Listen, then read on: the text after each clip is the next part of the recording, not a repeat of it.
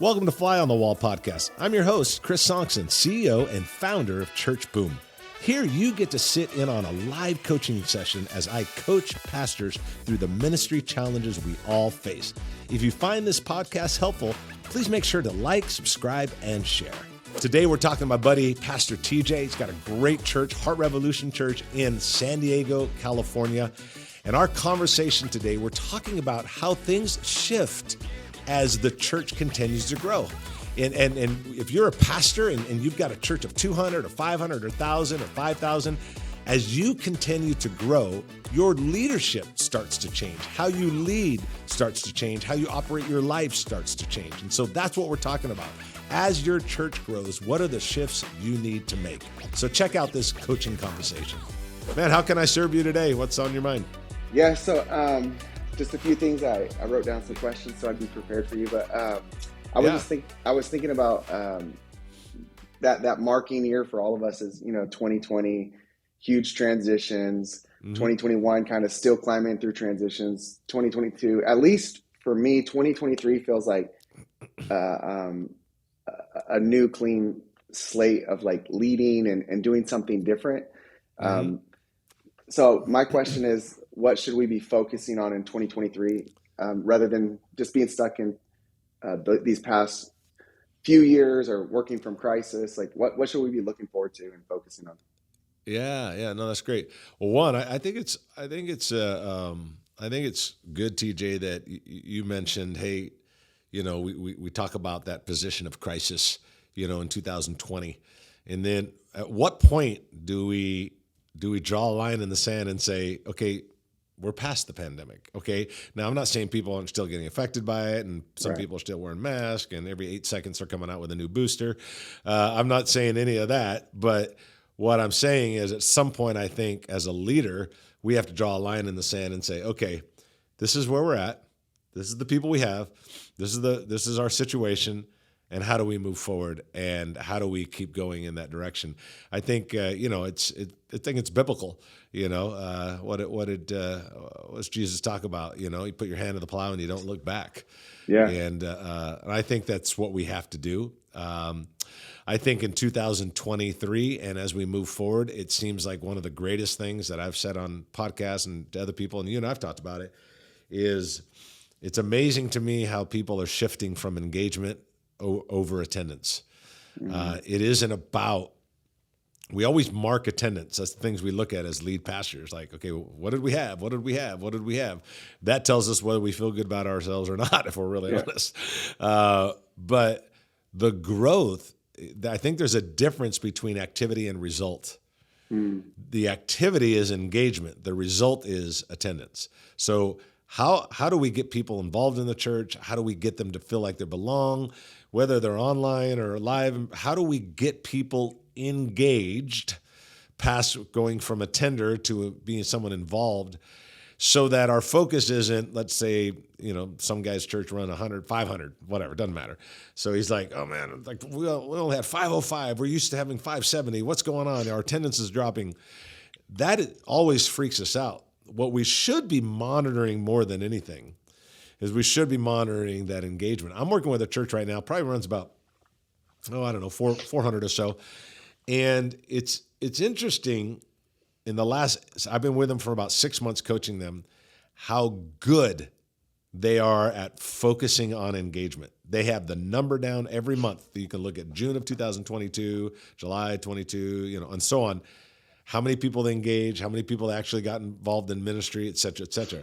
Well, now we came to the end of that 6 months where they focused primarily on engagement. And bro, they had a 22% increase in their attendance, 22% over the last 7 months. But it's all been about engagement.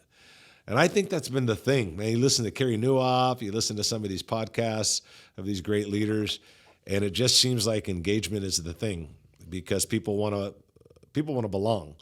They want to feel like they're a part of something. So I would answer that in two ways, TJ, as we look at 2023. One, at some point you have to go draw a line in the sand and say, okay, we're here. Yes, I get that we're still got people that are being affected, and I get that there's a booster shots, and I get all the stuff that keeps getting promoted. But this is where we're at. This is the hand we're dealt. This is how many people we have. This is how much money we have. This is our building. Let's move forward. And I think the big shift that I've seen over the last couple of years, and I think it's going to even get greater, is engagement over attendance. I think that's one thing. The second thing I've noticed, the third thing I would say add to that is I've noticed that people have, it seems to me that I think there's been even a greater awareness of the need for leadership. Maxwell's been saying for 30 years, everything rises and falls on leadership. And I think some of us are just starting to get what he's been saying for 30 years. Like, yeah, absolutely. If you got great leaders, you'll go far and you'll go fast. Yeah. If you don't have great leaders, you'll go slow. It'll be frustrating. You won't get as much accomplished. So figuring out those leadership pipelines as well. I think those are so important. I always say, man, take the leader, take the top 3 or 4 or 5 people around him. That'll determine how far and fast he goes. Wow. You don't have to, well, what about all the other stuff? Take the leader, take the top 4 or 5 people around him, and I'm telling you that will determine how far and fast they go. Wow. Those are the things that I would think about for 2023. By engagement, do you also mean like connection? Yeah, involvement. Okay. Like they're serving, maybe they're getting in a small group, maybe they're serving twice a month as a greeter, but they're engaged. They're not just attending, but they're engaged to some level. Yeah. I went to a restaurant downtown San Diego, and they've been there for like 30 years.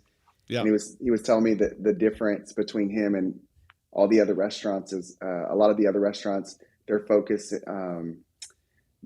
on like all the outsiders, and but they have no focus on community. He says the ones that make it downtown are the ones that focus on community. And so I think what he meant by that was engagement. Wow. That's as a restaurant. As a restaurant. He's like, a lot of restaurants, they'll bring you their check and then they'll never come back to check on you because the transaction is complete. Yeah. Oh, and that's interesting. Yeah. It started when you got seated and it ended when you got your check. But yeah, that's interesting. That's a good thought. Would if you had a group of those 4 or 5 people that are your top people and you sat with them and said, hey, we really need to create a culture of engagement. Do you have some thoughts on like what creating a culture of engagement looks like? Yep. Yeah. I do. Well, I should say I have more of what the activity looks like. Okay. There you go. And I think there's 2 lanes. There's the lane of, okay, so I come to the church. Let me rephrase that. There's the lane of one-on-one recruiting and there's the lane of strategy. And I think both need to happen at every church. Strategy. Let's talk about strategy. I come to the church. I go to Heart Revolution Church. You're a great church. Me and my wife, I kind of like it. I've been there 3 or 4 times. What do I do? Tell me exactly what I need to do. Where do I go? Do I go to this corner of the room that is, kind of like a little party area and it says Connect Corner, and I go there and I get a little refreshment and I meet a couple leaders. Then I go and I go to the pizza with the pastor or coffee with the pastor. I get to know TJ and his wife. And at that point, it's like I sign up for this or I join. Like, what's the steps? What's the A, B, C, D, and E will lead to this? Like, what does that look like? And that needs to be drawn out. Most churches think from top to bottom. They don't think from left to right. Top to bottom is here's our mission and here's all the programs we do. Left to right is, so I came on Sunday. Okay, then what? Okay, I went to the Connect Corner. Then what? I went to pizza with the pastor. Then what? I did this. What is the steps that's going to get me to the point of being in a small group or being in a serving capacity? Yeah. Because we're wanting to get, like at Heart Rev Church, we're wanting to get the 1 foot of their life into the cement of the church.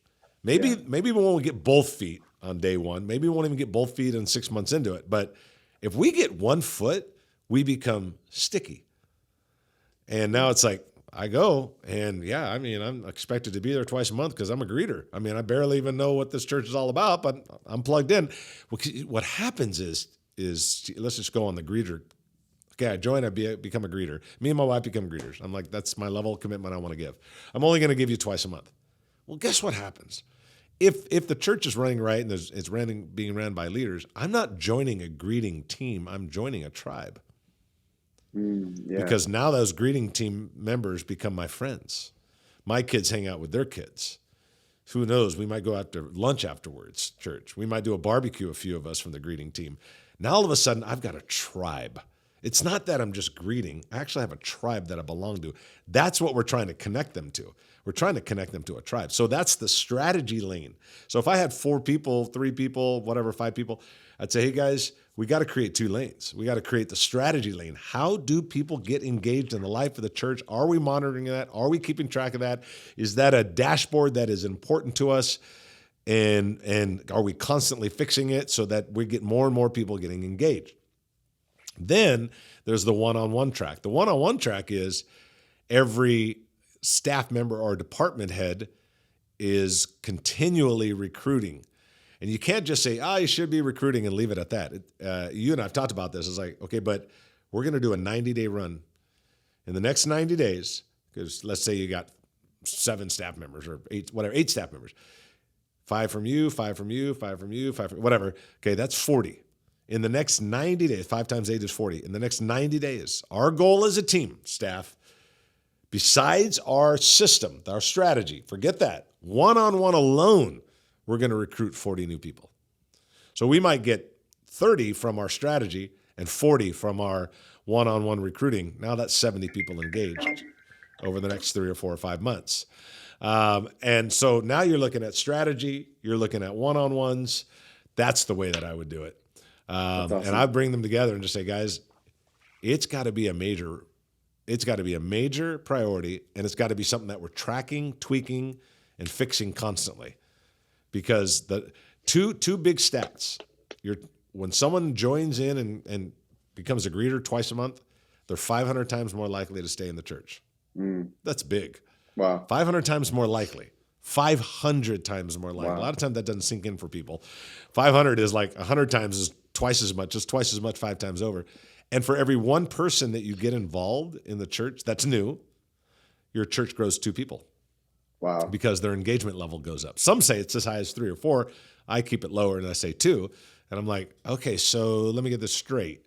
If I get 100 new people involved in ministry over a period of a year, that will ultimately equate to 200 new people? Yeah, absolutely. Wow. And if I get 100 new people involved, they're 500 times more likely to stay involved? Yeah, absolutely.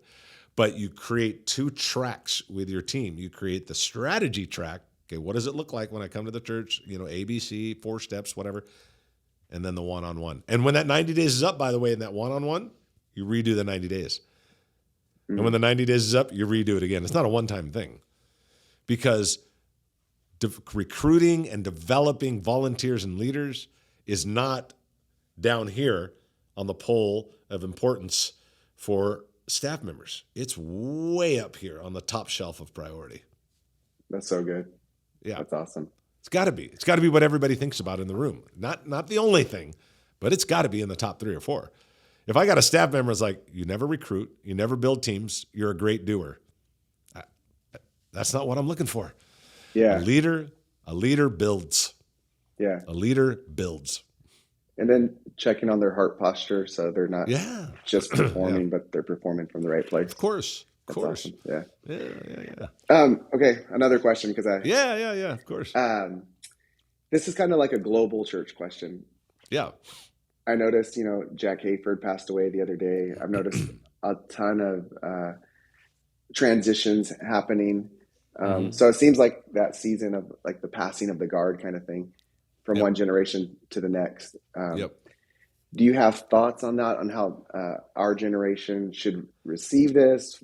What areas we need to kind of step up in to take this on, or how we honor well? Or that's good. There is a lot of that. You saw Jack Hayford pass away, which he's the godfather of teaching. He's amazing. Rick Warren just retired, had his final Sunday. That was a big one. So you do see that quite a bit. Whenever I think there's transition, I think it's an opportunity for the next generation of leaders to look back and say, what went right? What went wrong? I would say, if I had to say, a couple things. Whenever there's transition, there needs to be honor. Dude, you always honor up, even if you didn't agree. Yeah. You find something to honor. Honor has to always happen both ways. The old generation going out, the new generation coming in. Honor has to be both ways. It has to be both ways. That's one thing. But the one thing that I would say, I was reading recently, and I don't have the stat off the top of my head, but man, it well over half. It's more in the 60, 70, 80% range of pastors that are 5 or 10 years away from, okay, it's time to hand the baton off, like Rick did recently, Pastor Rick Warren. They don't have a succession plan in mind. Like who's going to take over this thing? Now you're 38, you're not thinking about that. But man, when you're, 55 or older, you need to be thinking, who's going to take over this thing? And it, you got to start thinking about that. So the failure of succession over the next, I think it's over the next 10 years, there's going to be, what was it? It's going to be 150 or 200,000 pastors that will move or transition over the next 10 years. That's an enormous amount of pastors that are moving and transitioning. Where is the succession plan? So I would look and say, man, when I look at phenomenal leaders that exit, I would say, man, I want to know that, because I've seen enough of dishonor. Yeah. The old guy, keeps hanging on because he can't let go. Yeah. Because all of his identity is wrapped up in being a pastor. Yeah. The young guy is like, about time I got the reins, I'll show everybody how to do this. That's just a dumb move by an immature person. Don't do that. Yeah. There's got to be honor both ways. There's got to be honor. And then for the guys that are 55 and above, that are listening to this podcast, you need to be thinking, who's next? What am I going to do? How am I going to make this the most amazing succession plan possible? I think those are the things that we have to think about as we think about these leaders. Yeah. Ecclesiastes 7 talks about considering death. So even at 38, I think day one is when you start, considering that. Considering, yeah. Well, and, that kind of goes to, like you said, at age 38, maybe they're not thinking succession, but are they thinking about what leaders are they thinking about the Timothys if they're the Paul? It wasn't about succession for Paul and Timothy, but it is about, maybe to some degree, but in the Paul and Timothy world, it's like, no, Paul was bringing up leaders. Yeah. And you're right. At 38, you might not be thinking retirement. You might thinking succession might not be the right word, but am I raising up enough people around me that if I were in 2 years to get hit by a bus, man, dude, we've got so many good leaders around here. The board could pick one of these three. Yeah, exactly. That's good. So maybe it's not succession. I like that you point that out. Ecclesiastes 7. I think it's succession when you start getting older, for sure. Yeah. But even at the younger age, it's like, are you raising people around you? Leader strength is found more in their absence than in their presence. So do I have 2 or 3 people around me that if something did happen, not a problem, because I've raised up amazing leaders around me? This isn't going to be. It's a great point that you make there. And I think we have to be thinking that way as well. Yeah, that's great. Thank you. Yeah. Okay, back to personal. Global church, personal. Global. Back to personal. I think one of the things for me, starting to pastor and is finding out there's so many decisions to be made, so many choices to make that you become like somewhat paralyzed by possibilities, and you put off what you don't have to deal with today. So just everything coming at you, like, do you have a decision-making process? Do you know what decisions you want to pause on or you want to move quickly on? Just kind of how do you organize everything that's coming at you to attack it? Yeah. Well, one thing for sure is the bigger the organization gets, the less decisions you make. Okay. That's the bigger things get, the less decisions you make. I heard, what was it, President Obama from years ago, he said, I make less decisions than I've ever made as the president, but my decisions carry much more weight and consequence. And you just set me free. I'm not making decisions. I'm making less decisions. I think that's true with ministry. I was talking to a buddy of mine who runs a church of, 10 or 15,000 and their church has done well. And he's kind of new into this church. He came from a church of 2,000. Now he got hired at a church of 10,000. He's like, dude, I make so many less decisions, but every decision I make holds way more weight and way more consequence. So I do think the bigger you get, the less decisions you make. The other thing I would say about that is I think you should always be pushing decision making down to the lowest level possible. Not where they're wrong decisions, but it's like, no, I don't make those decisions. I don't make that. I don't make that. I make the ones that affect our future. I make the ones that have to do with vision. I make the big rock ones. Those are the ones that I'm going to make. And for a decision process, Scripture talks about that there's wisdom and counsel. I think, you have a great sized church, TJ. I think there are certain decisions, there's 2 or 3 people that you can bounce off of.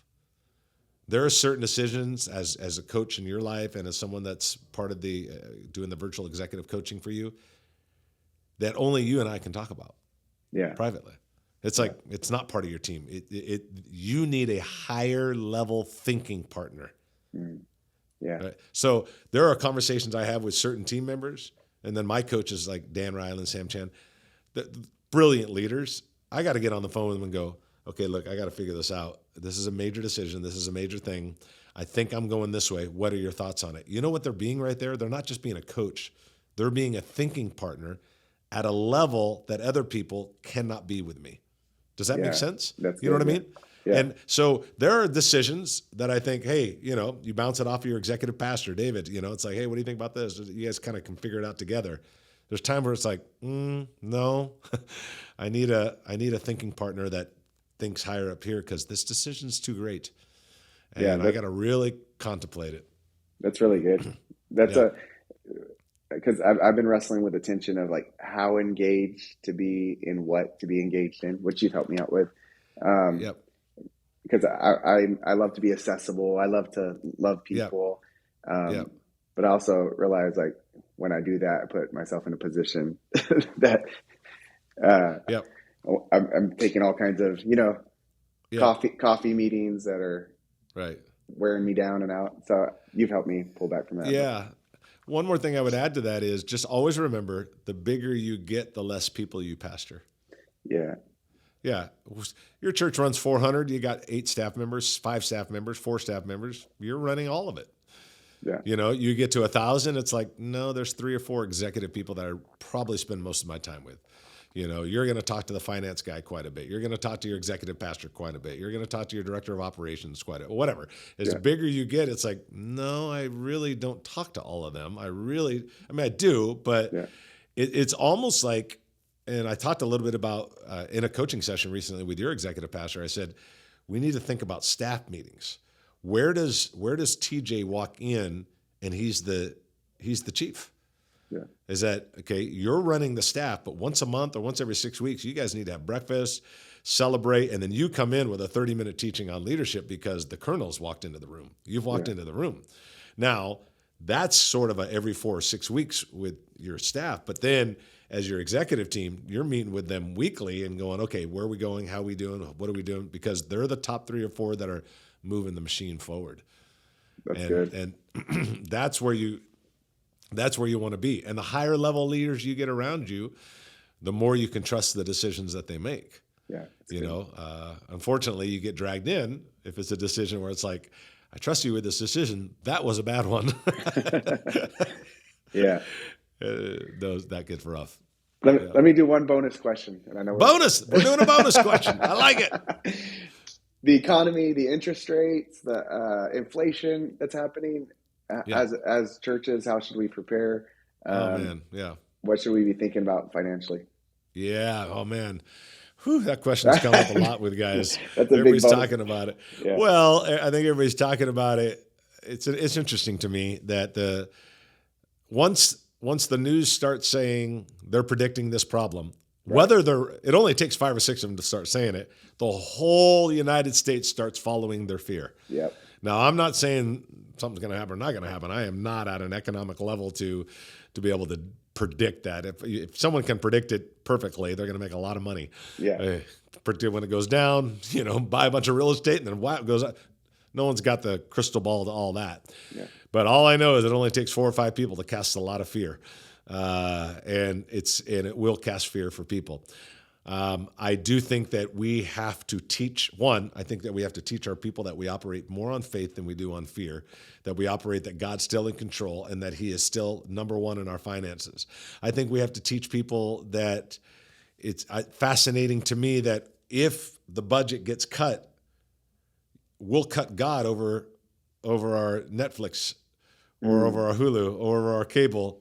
It's like, no, that's like cutting off oxygen to save your elbow or to save your. It's like, I'm going to save my elbow, but not breathe. It's like, that's probably not going to work for you too well. You're cutting off oxygen. So I think there's a teaching that we need to do during these times.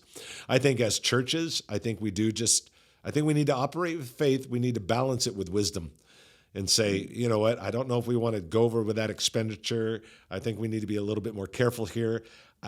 I'd be careful in letting it seep too far down into the chain of command, because I want people to operate with faith and excitement and energy and expectation that God's going to move and he's bigger than any economy or anything. But I think there's also that part of, let's sit with the board. Let's make sure we're still putting away some reserves, that we're building our reserves, that we can count on. The reserves are there for tough times. That's why they're called reserves. But I think you have to operate with some wisdom as well. And just kind of keeping an eye on it. And that's where, like right now, I think you probably want to move a little bit more information with your finance guy a little bit more often, just to make sure, okay, how's the reserves going? Are we putting away 5%, 6%, 8%? Are we able to do that? I think you have to operate a little bit closer and make sure that you're building up some more reserves. So if you have to dig into it, you're able to, and then you also always need to know, what is an acceptable loss? That's good. So you don't freak out.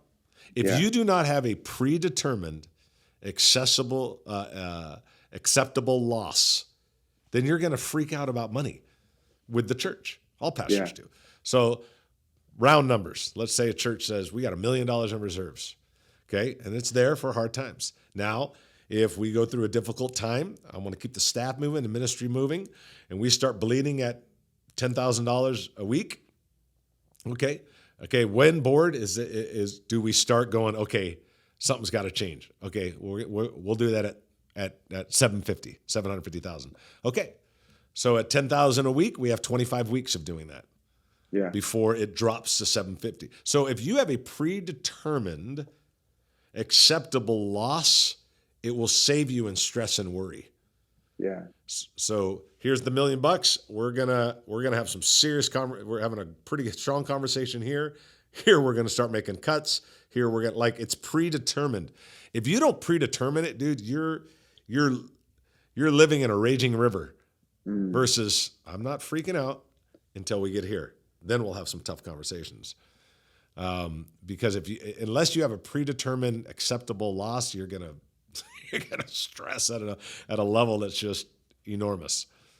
Wow. And you got to have that going into it. So that's the third thing I would add to what it looks like for the economy. Hey, board, if we hit a hard time, what's an acceptable loss for us?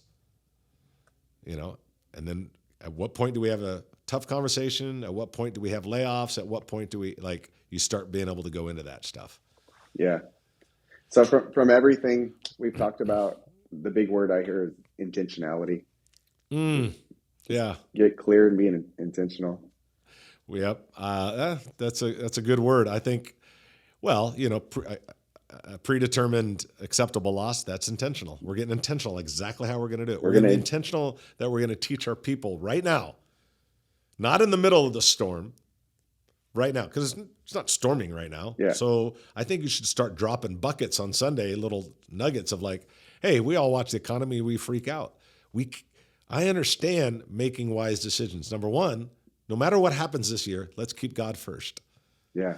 And number two, let's keep our faith strong. Yeah. Because he's not moved by any of it.